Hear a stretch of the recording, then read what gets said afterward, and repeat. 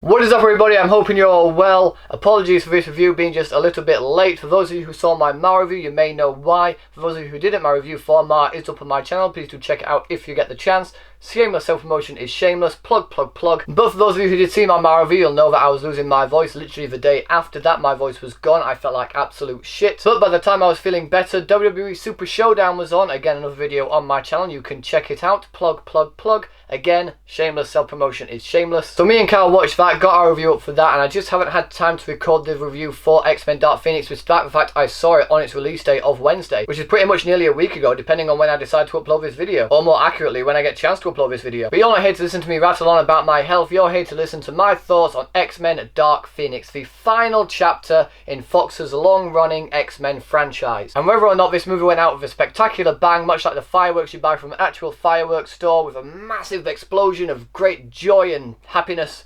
I don't know what words are coming out of my mouth right now. Or whether it went out like one of those big fireworks your father bought off someone in a back alley with a couple of little sparkles and then a disappointing puff of smoke. Well, let's get this long overdrawn intro out of the way and talk about the damn movie.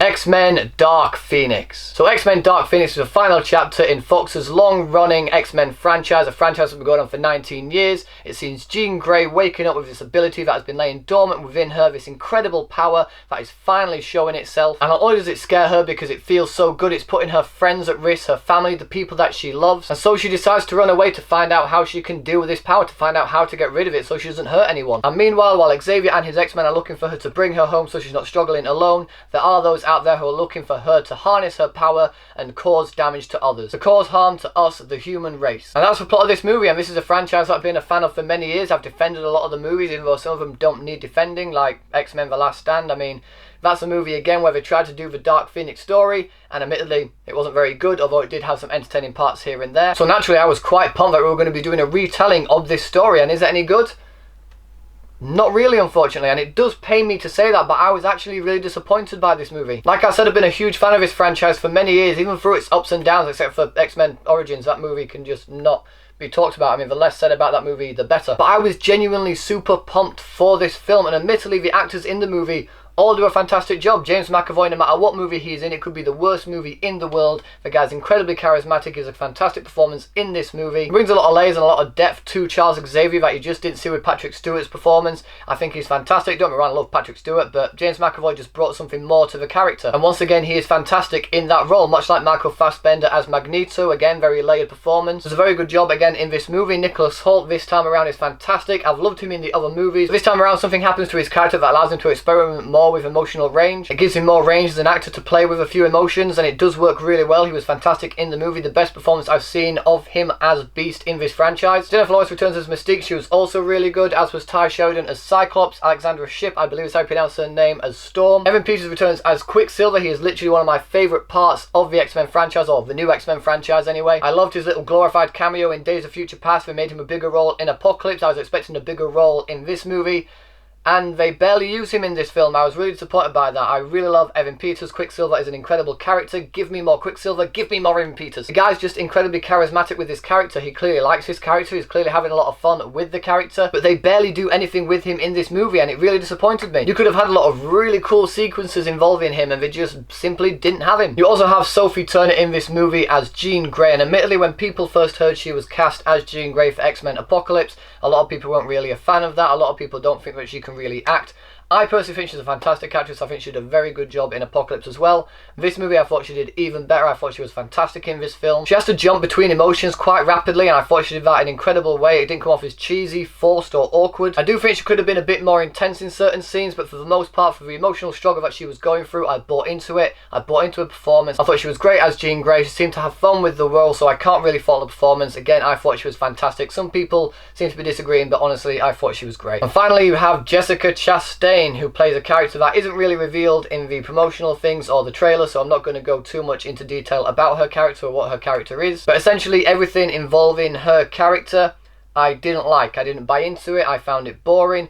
I feel like it wasn't needed in the film. Like, you have this incredible story about the Dark Phoenix, about this incredible force that's endangering people that Jean loves, and I feel like the movie would have been a lot better if you'd have focused on that struggle rather than shoehorning in another character for no real reason. She doesn't really enhance the plot in any way. She doesn't make any scenes entertaining. She doesn't enhance any scenes in any way. And don't get me wrong, I love Jessica Chastain, and performance-wise she's not bad in the film, but her character just seems useless and unnecessary. Now, Simon Kinberg writes and directs this movie. He's been a long-time producer and writer for the X-Men. He even wrote Days of Future Past. He also co-wrote the original Last Stand, so he clearly has a lot of passion for the Dark Phoenix story. He wants to get it told. However, this is his first time directing a feature film, and that does show in this movie. The way the shots are all laid out are pretty basic. When it comes to dialogue scenes, it's pretty simple over the shoulder shot. It doesn't try to do anything new or experimental with the shots. The way the camera flows between the actions is very simplistic, very plain, and in that it comes off very boring. It doesn't add any excitement or thrills to the action sequence that we're seeing unfold. But considering this guy also wrote Days of Future Past, I don't know why this script honestly sucks. There's a lot of things in this script that don't make sense or just completely contradict what the lore had set up previously. I mean, it's hinted at heavily in X-Men Apocalypse that Jean Grey has this incredible power lurking inside her, so we were expecting to see that unfold in this movie,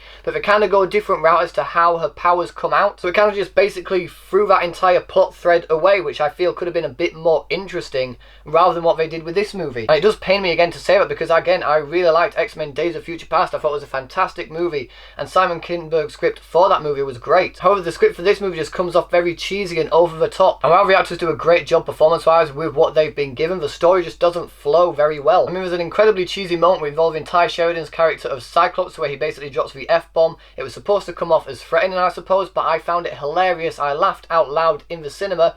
No one else did. No one else found it funny. I found it hilarious. I was laughing like a little child. Having said that though, while the first two acts are pretty bland and boring, they're harmless acts and they have some entertainment moments here and there, but not many. I'm not trying to save the first two acts in any way. They were genuinely boring, especially when you could have done so much with it. There's a lot of potential with it.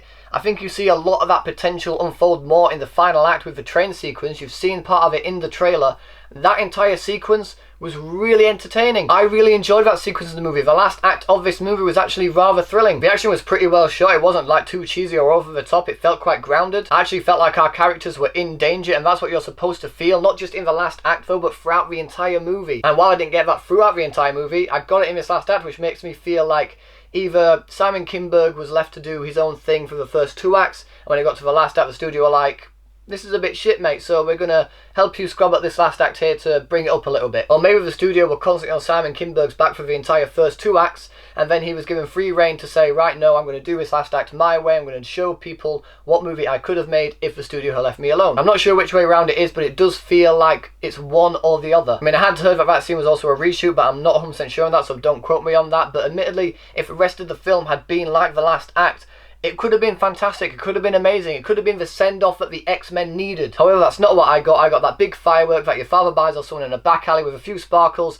because of that train sequence at the end that made that little puff at the end, and followed by a disappointing puff of smoke. And yes, I'm using a firework to basically do my rating for this movie. It was disappointing. Overall, the acting was great, but that can't be enough to save the film. And while the last act was very entertaining, it doesn't make up for the fact that the rest of the movie beforehand was pretty bland and boring for a story that has so much potential. And so, for all those reasons, I have to give X-Men Dark Phoenix 2 stars.